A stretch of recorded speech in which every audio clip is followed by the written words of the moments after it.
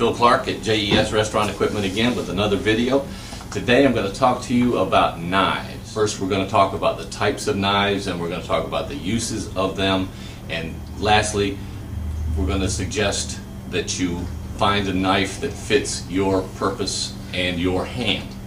Okay, the two types of knives. First we have forged, then we have stamped. The forged knife, just like the name implies, is forged into a mold. The stamped is merely cut out of a flat piece of steel. Not to say one is better than the other, both of them have attributes that bear looking into when you purchase the knives. As far as the types of knives,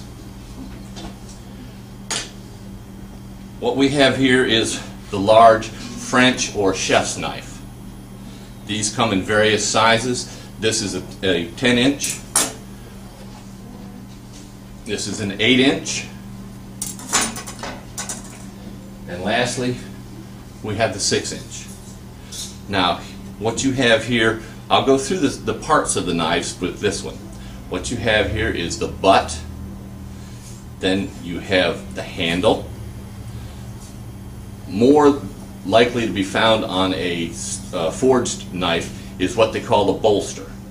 That is just a big thick piece at the end of the blade, goes from the spine down to the cutting edge. Okay, this is your spine, this is the tip, this is your cutting edge. Now what you'll find here with a forged knife, they have what they call the tang. That's T-A-N-G, and what that is, that's the fact that the handle or the blade runs all the way through the handle and out the back. That gives it more stability, more strength, but also adds weight. That's why I'm saying that you have to take into consideration how it feels in your hand. This one is a stamped knife. The tang does not go all the way through, but it's lighter, and for a professional that's using a knife day in and day out, it's more preferred.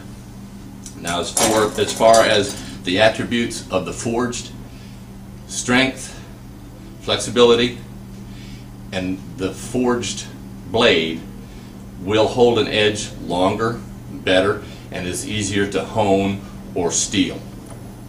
As far as the stamped, it's lighter. Because of the lightness of it, it may not hold up as well in the blade, being as sharp as what the forged would be. Now the types we've handled the chef's knives. You also have a slicer. Now this is the one with the ridges, which will be referred to as a Sakuto knife. This one also.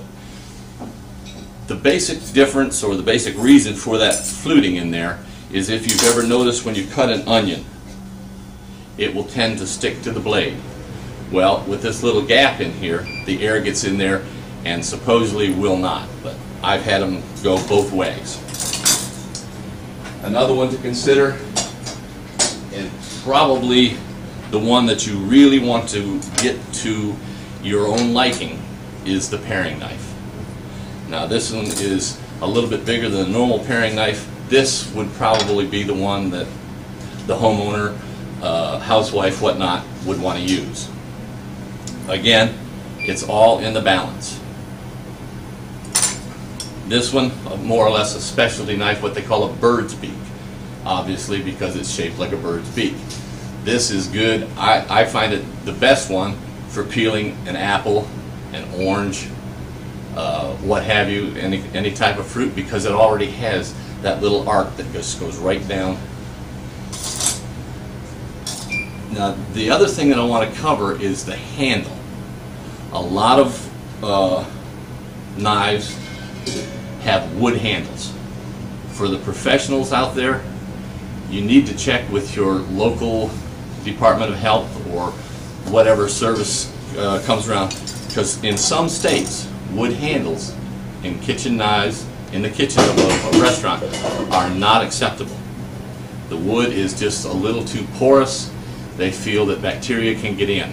I had a friend of mine that graduated culinary college with me, went out and paid a couple of $100 for some Dexter rosewood handles, only to be told that he could not use them in the restaurant. So be aware of the laws.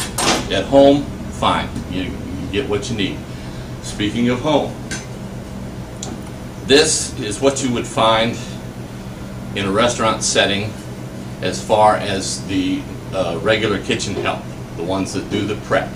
A chef will probably have his own knives, but these are the ones that are a little bit more inexpensive, and lots of times, for some reason, they seem to end up in the trash.